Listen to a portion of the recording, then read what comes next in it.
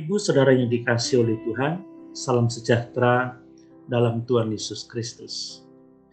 Kita masih merenungkan firman Tuhan dari Injil Matius pasal 7 ayat 21 sampai 29, yaitu tentang tanda iman yang sejati.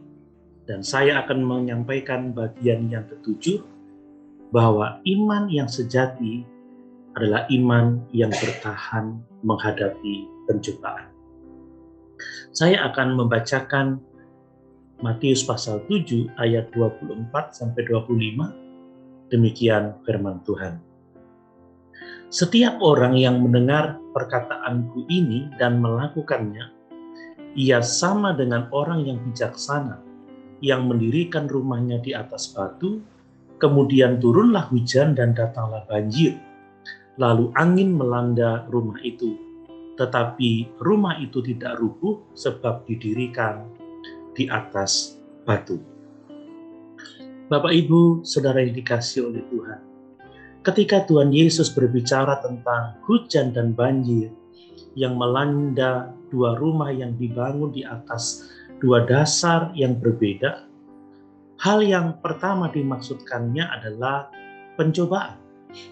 Fakta bahwa hujan dan banjir merubuhkan rumah rohani mereka yang hanya berseru Tuhan, Tuhan, membuktikan bahwa iman mereka palsu.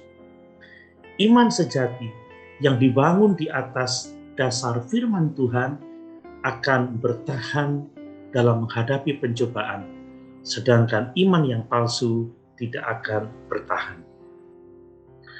1 Petrus pasal 1 ayat 6-7 mengatakan, bergembiralah akan hal itu sekalipun sekarang ini kamu seketika harus berduka cita oleh berbagai-bagai pencobaan. Maksud semuanya itu ialah untuk membuktikan kemurnian imanmu yang jauh lebih tinggi nilainya daripada emas yang fana, yang diuji kemurniannya dengan api, sehingga kamu memperoleh puji-pujian dan kemuliaan dan kehormatan pada hari Yesus Kristus menyatakan dirinya.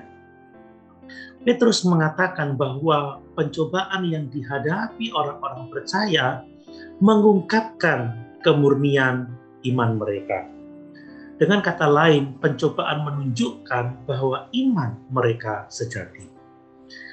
Pencobaan atau ujian akan membuktikan apakah iman kita sejati atau tidak. Dalam Matius pasal 13 ayat 21, Tuhan Yesus menggambarkan seseorang dengan iman yang dangkal. Demikian firman Tuhan.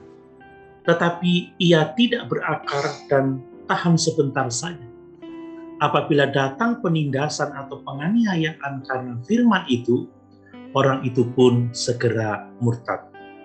Ketika pencobaan datang, terutama yang berkaitan dengan penganiayaan atas firman Tuhan, maka mereka langsung murtad. Jika mengaku Kristus, berarti akan mengalami aniaya. Dan mereka tidak akan berkata apa-apa atau meninggalkan Kristus. Jika Tuhan tidak menjawab doa dan membiarkan mereka melewati pencobaan, mereka menjadi marah kepada Tuhan dan berpaling dari Tuhan. Jika Alkitab mengajarkan sesuatu yang tidak mereka setujui, maka mereka berpaling dari Tuhan. Kadang-kadang mereka meninggalkan iman bersama-sama.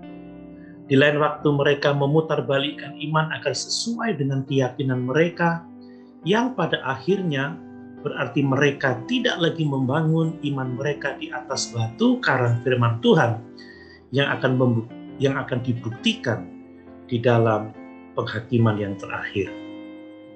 Kita mendapatkan gambaran yang baik tentang bagaimana pencobaan membuktikan kemurnian iman dengan membandingkan antara penyangkalan Kristus oleh Petrus dan oleh Yudas. Keduanya menyangkal Kristus, tetapi Petrus kembali kepada Kristus yang menunjukkan bahwa imannya tulus. Namun Yudas tidak pernah kembali. Imannya adalah iman yang palsu. Bahkan Yudas malah bunuh diri. Nah, apa yang dikatakan pencobaan tentang iman kita? Apakah pencobaan mendorong kita lebih dekat kepada Tuhan atau menjauh darinya? Apakah iman kita sejati atau palsu? Bapak, Ibu, Saudara yang dikasihi oleh Tuhan, mari setia pada Tuhan dalam keadaan apapun juga, tetap setia dalam setiap pencobaan, karena dengan demikian iman kita adalah iman yang sejati, iman kita adalah iman yang menyelamatkan. Haleluya. Tuhan Yesus memberkati.